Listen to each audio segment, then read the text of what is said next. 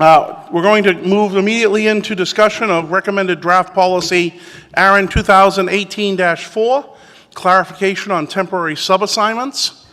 Because this is a recommended draft policy, I will do the staff introduction.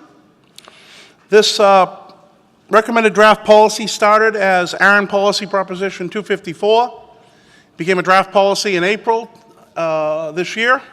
It was revised on the 16th, the 13th, and the 30th.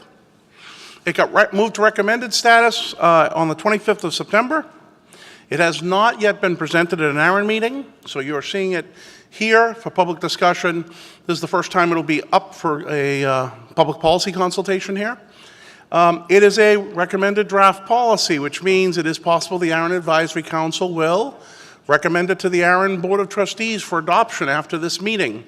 So it's worth paying particular attention to and speaking your mind on this policy process. The AC Shepherds are Chris Woodfield and Rob Seastrom. Staff and legal review. It's our understanding that this policy allows an organization that has received direct assignment from ARIN to temporarily assign portions of that to a third party without characterizing it as a reassignment. As revised, the wording is clear and concise. It has negligible impact on the registration services team. It can be implemented as written. No material legal risk noticed in this policy proposal. Resource impact, minimal impact to resources to implement. We should have it done within 3 months as usual. Update guidelines, documents, and internal procedures, staff training. This doesn't require any engineering work to implement. So, with that, I will turn it over to the ARIN AC to give their presentation. Come on up.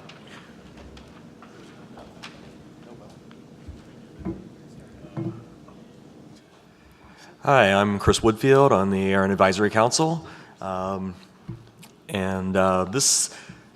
This policy proposal aims to correct certain ambiguity in the way that the incidental or temporary allocations of resources should be, whether or not they should be considered a reassignment. Next slide. I'll go ahead and read the problem statement. When the policy was drafted, the concept of assignments and subassignments did not consider the use of IP addresses in hotspots, the use of addresses by guests or employees in bring your own device situations, and many other similar cases. In addition, the IETF has recently approved the use of a unique v6 prefix per interface host. That's RFC 8273 instead of unique addresses. What that means is that you join a hotspot, you don't get one IPv6 address, you get a whole 64. This, for example, allows users to connect to hotspot, receives a 64 such that they are isolated from other users for reasons of security, regulatory requirements, etc., and they can use multiple virtual machines on their devices with unique addresses for each one. Currently, NRPM 2018-2 Section 2.5 explicitly prohibits such assignments, stating that assignments and reassignments are intended for the exclusive use of the recipient organization. This proposal clarifies the situation in this regard by means of additional clarifying language in the definition section. So effectively, there are many common use cases that would not traditionally be considered assignments but could be interpreted that way. And as it turns out, a while back, RIPE did exactly that. Similar definitions in, honestly, not only rights policy, but every RAR appears to have similar language. A strict interpretation was held within RIPE and had a result of organizations with direct assignments being counseled that they could not provide /64 allocations to users in Wi-Fi hotspots, and if they did, that would be considered a reallocation and not a valid use of a direct assignment space. This situation was addressed by RIPE Agency Policy 2016-4, although halfway, that policy only covered allocations of specific IPs and not entire networks, not /64 networks. a subsequent policy, which is 2802, has been submitted to address that. The author of this policy has also submitted similar proposals to the remaining RIRs, LACNIC, AFRINIC, APNIC. On to the text. This is in addition to the existing definitions of allocation, assignment, reallocation, and reassignment. The additional text reads, note that the incidental or temporary use of address space by third parties shall not be considered a reassignment or a violation of the exclusive use criterion. A little bit on the history that John touched on. It was accepted on the docket as a draft policy on April, you had the 23rd, I had the 18th, so there's a discrepancy there, but that's okay. It was announced between April 23rd and May 15th. A PPML discussion took place on the policy. There was consensus towards fixing the ambiguity, but quite a bit of feedback on the chosen language used to correct the ambiguity. Based on that feedback, the AC took it back, and we resubmitted the language on July 17th. We also renamed the proposal at the same time, given that one of the bits of feedback we received that was that, this is not purely an IPv6. Any solution we provide should be protocol independent. And as such, we took v6, added in temporary. That revised text was sent to PPML July 17th. Additional discussion took place. Another minor revision was had based on that feedback, as well as staff and legal review. And also at the same time, revisions were required due to the fact that an editorial change had been made to section 2.5, and the new language did not match that editorial change. So that brings you to the current language that I just read to you on the last slide, which has been advanced from draft policy to recommended draft policy at the last AC meeting on September 20th. And here we are today. Thank you. Any questions? Would anyone who would like to speak approach the microphones? The microphones are open. Hi, Kathy Aronson. I didn't see that this is a problem, but I just wanted to mention that there could be applications in the future where you might have 4 or 5 or 6 of these /64s for a single host, and it should make sure that it doesn't preclude that either, because they're talking about using all these different kinds of addresses for all at the same time. So you might have more than one 64 on a host temporarily. I don't think it precludes that, but I just wanted to mention it. Yeah, there's no mention of any limits on use of addresses. We strictly define it as incidental or temporary use. Incidental is a there's some room for interpretation in both of those terms, and that's intentional because there will be use cases that clearly fall outside the intent of the policy. Okay. Do you support the policy? Yeah, totally. Yeah, I support it. Thanks. Okay. I was just going to say that. Yeah. Thank you. Rear microphone, please. Kevin Lindbergh, The Wire. I've been following this policy and felt that it was probably easiest to ask the questions here because I'm trying to really understand the real problem that this is solving without creating more problems down the road. So if I understand it right, you have a coffee shop. That coffee shop is given a 48 of v6 space. Every customer who comes into that coffee shop gets a 64, and that's a problem? Is that what this is trying to solve, that we're supposed to be swapping those 64s? That was specific guidance given by one of the regional RIRs, yes. Okay, so that is, I would love for staff to say that that is their interpretation, because for the last 25 years we've never done it that way in V4 or V6. So I'm like I said, I'm very confused about that. But beyond that, I'm confused about temporary. The word temporary is an abuse vector. It's like immediate need. Staff will define it one way, and the spammer who's getting temporary space for 6 months will define it another way.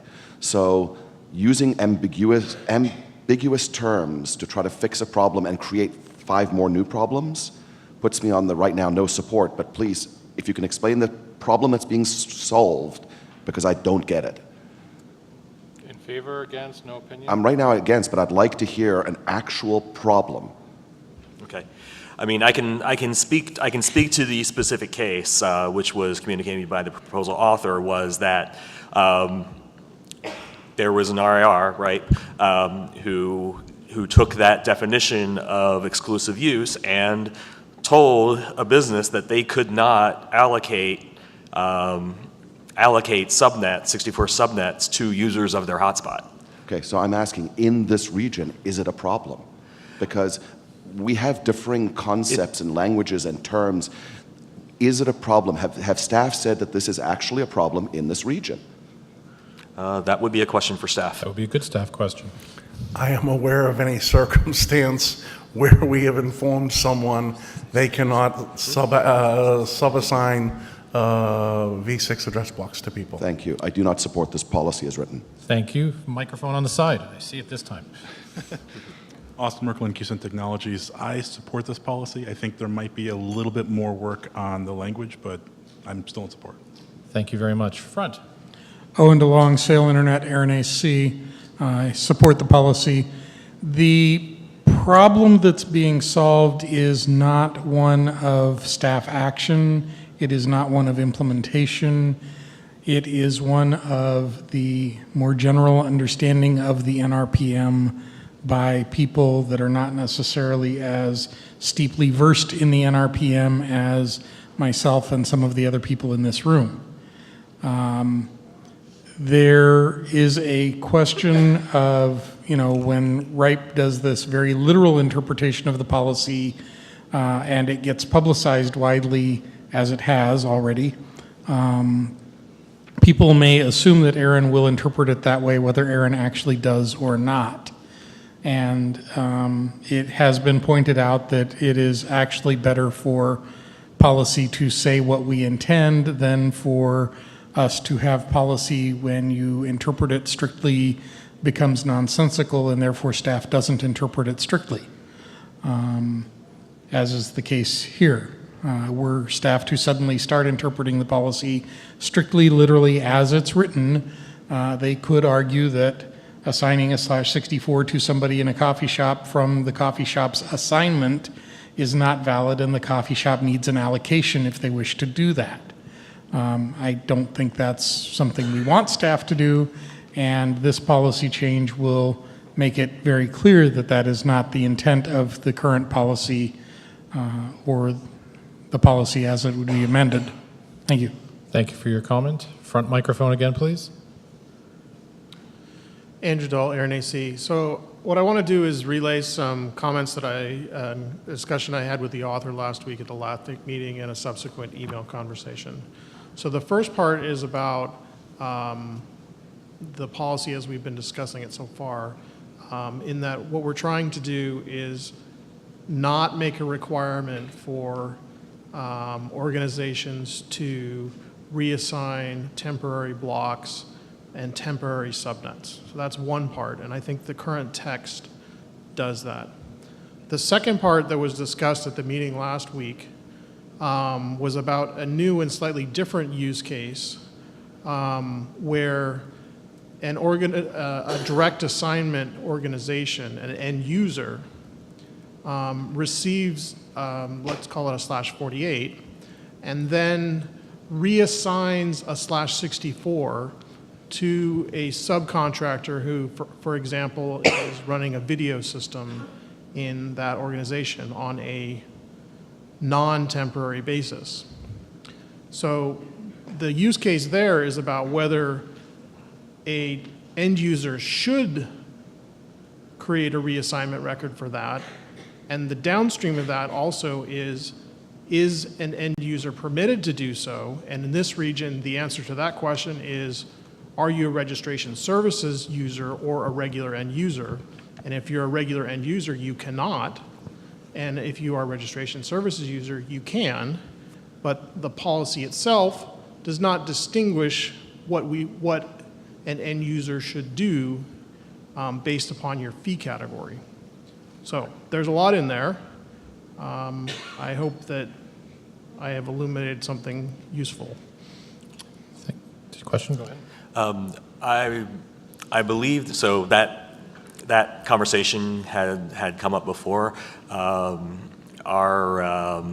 assessment of that specific case is that that would be covered by the term incidental, and actually it was cases like that was the reason why the term incidental was added to the policy, where it originally only contained the word temporary. Not disagreeing with that. I think some users believe that that is not an incidental use when it's a permanent basis of a significant size. Thank you. Just, we're running out of speakers here, but we do have a few minutes, so if you do want to speak on this recommended draft policy, please approach a microphone and make a comment, or if you're remote, make your participant start typing. Rear microphone. No, my queuing strategy is neither fair nor efficient. Rear microphone. All right, I'll take it. Mike Joseph Mode. I oppose the policy as written for all the reasons that Kevin previously articulated. And further, I'd say that I think the IPv6 aspect of this is a bit of a red herring. There's nothing IPv6 specific about this problem. You can run a coffee shop and you can choose to give your customers public IPs, and you can be in this very same situation in v4. I think that it's a good thing to define what legitimate use but as an end site constitutes. I think that should be commended, but I think adding the words incidental and temporary creates more ambiguity, not less. So I think this needs quite a bit of work. Okay, did you want to respond, or? Thank you. Thank you for the comment. Okay, microphones will close at the end of this speaker. Front microphone, please. David Farmer, University of Minnesota, ARIN-AC. I support the policy as written. The term incidental is incidental to the organization's use. And so if you contract for something that's the fact that somebody else is doing it, it's on your behalf, that's incidental to your use, which is what the assignment was granted for. That's where incidental comes into this. The other piece of this is we have to remember these policies, not only is it not people in this room, it's also these policies have to be interpreted by people that are not first English is not their first language. And these are, while I think it's not a problem, it's not been a problem, it is a proper point that if you took the most strict interpretation of what's there right now, we get into some gray area. Does this clear up all the gray area? No, but I think it pushes the gray area to the side we want it instead of the other side. And I don't think, unless we want to end up putting in 2 or 3 paragraphs about this point, I don't think you're going to get out of gray area. Okay. Yeah. So Yeah, just a comment on that. Many of the revisions that were made to this were, in fact, to remove references to specific use cases due to the danger of what are we going to miss? Are we going to have to add more specific use cases, and this is going to turn into a quagmire of specific uses? Thank you. The final microphones are now closed, and we'll go to the remote participation unless it's... It's actually not remote. I just took the baby with me in case something showed up while I was in the queue. So not remote participation, but go ahead. So Chris Tassett, Tassett Law, Vancouver Internet Exchange, ARIN-AC. So I agree with the intent, and I support the intent of the policy, but I do agree with Kevin and others who've said that we need to inject a little more precision into this, so I would suggest that we keep working on that. I think maybe what we need to do is insert the concept of the transient nature of the use rather than incidental or temporary, because it sounds to me like that's what we're really talking about. People who pass through and while they're passing through are using it. So if that's of any help for consideration, thank you. Thank you. Thank you. Chris, any final comments? I have no additional comments. Okay, then we'll thank Chris for the presentation of this.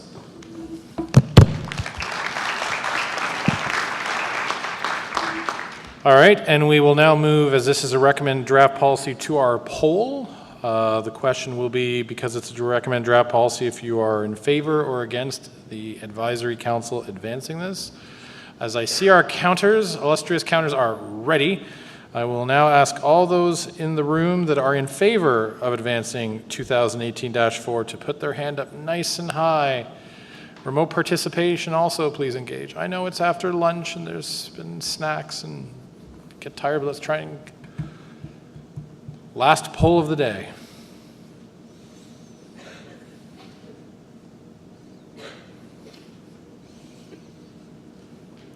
Just a little longer, please. I think we're about...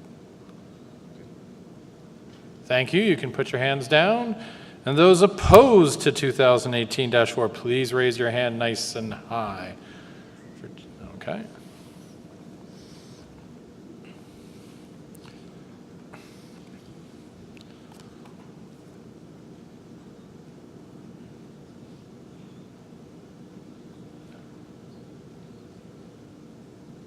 All right, you may lower them now, and we'll just wait for the results. And Paul's housekeeping notes, apparently, just a reminder, there's lovely t-shirts out in the hallway that you should go get. You need your little coupon that was in your badge. Go get them before they're gone. And we have a lovely social tonight outside near Granville Island. It's a lovely little area in Vancouver. Buses leave at 6:45. Find your social badge and in your little package before you go.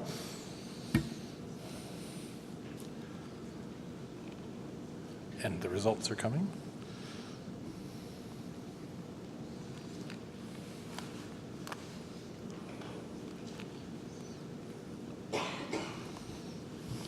On the item of 2008-4,